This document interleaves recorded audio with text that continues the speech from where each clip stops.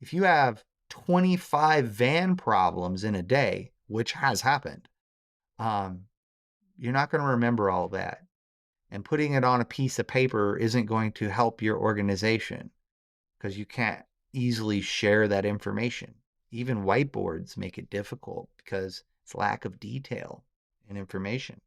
What's our status on this? If you're asking people what the status is of a vehicle repair, you're already behind. It takes that level of attention to detail. This isn't something to scare a DSP owner off or a fleet personnel off. It's just that the impetus is on rapidly identifying problems with the van, tabulating, creating tasks for them, and then assigning them dates on when it should be done. And this needs to happen daily.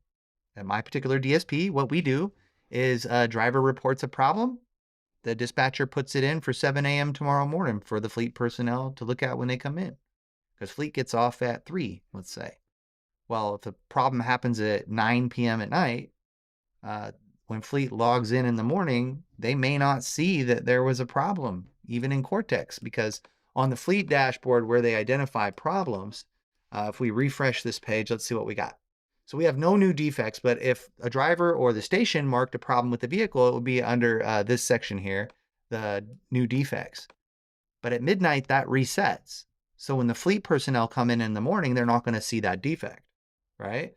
So how do we address that? Well, you have the driver either mark it on there and tell the dispatcher, or they don't tell the dispatcher and you create a task for the dispatcher to check fleet for new defects before they go home at night, and then add a new task at 7 a.m. tomorrow morning. And by doing this, you miss less issues that were reported, okay? So it's critical to have good task management, but it's more critical to input the tasks and to put them on a due date that isn't going to prevent them from being lost to time. So if we scroll all the way down here to the bottom, you can see I have RX-19 right side mirror arm is broken. But notice how it doesn't have a due date. And the mirror still functions, but this RX-06 sliding door is difficult to open from the inside.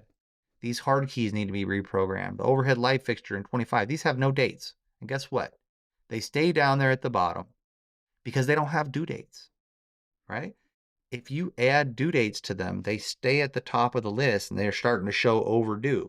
You can see this one here says tomorrow, right? The backup camera is not working, okay, on RX-06. Well, RX-06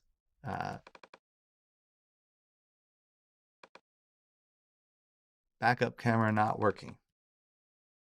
All right, there we go. So it's been put for tomorrow, but why didn't they put 7 a.m.?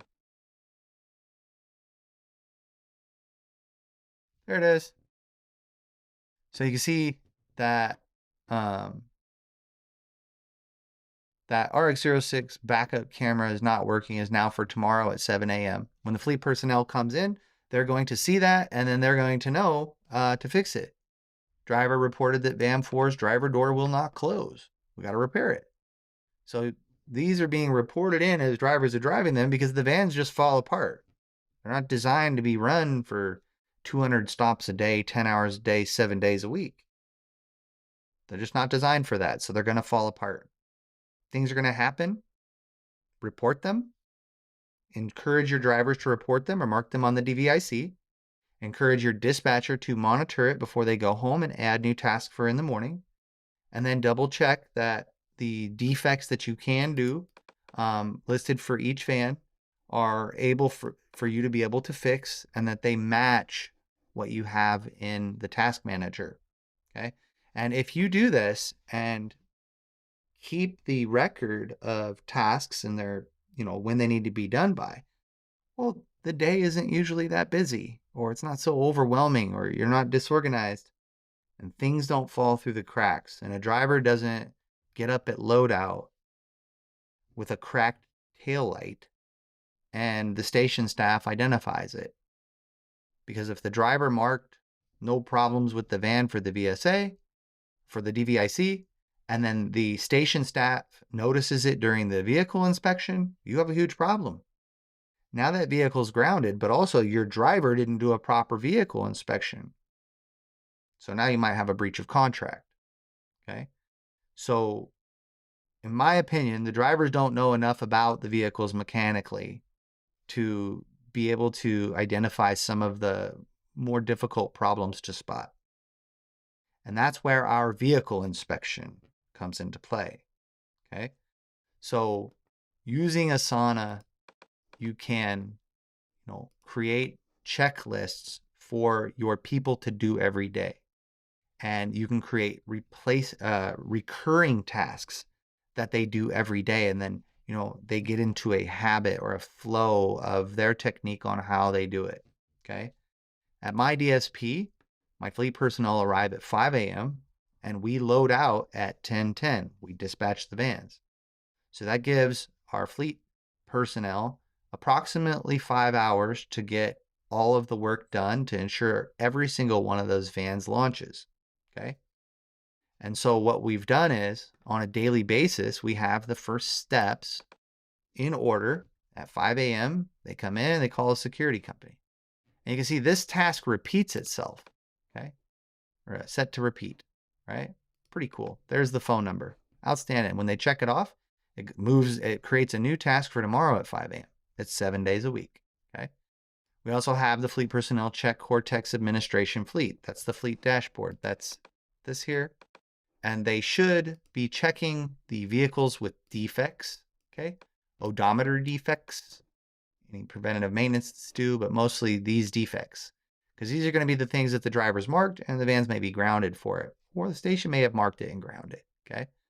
And then they check all the phones to make sure they're charging, just in case a phone was bumped by a janitor the night before, or some issue happened with the power and there's no power to the phones.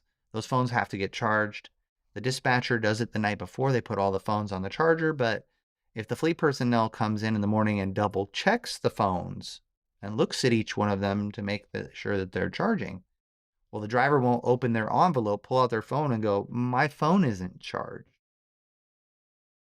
Double check, quality control, okay? So then we check the vehicles and make sure that they were all filled up with gas. So we're going to do a vehicle inspection, okay? So that is the full vehicle inspection. At our DSP, our full vehicle inspection includes open and close all doors to ensure functioning properly. We have a couple more things that we do, but it's very important that all of the doors work, that all the lights are functional. And I have a great video on this walkthrough of what the fleet personnel should be looking for. They check the dashboard for any indicators, okay? They ensure there's no low tire pressure lights or TPMS sensor errors, okay? Service tire pressure system, okay? Simple stuff, right? Check the windshield, make sure it's not cracked. Inspect for visible damage.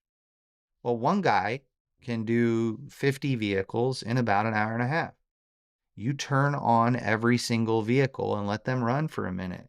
Turn on the headlights, okay? Check the windshield wiper fluid, okay?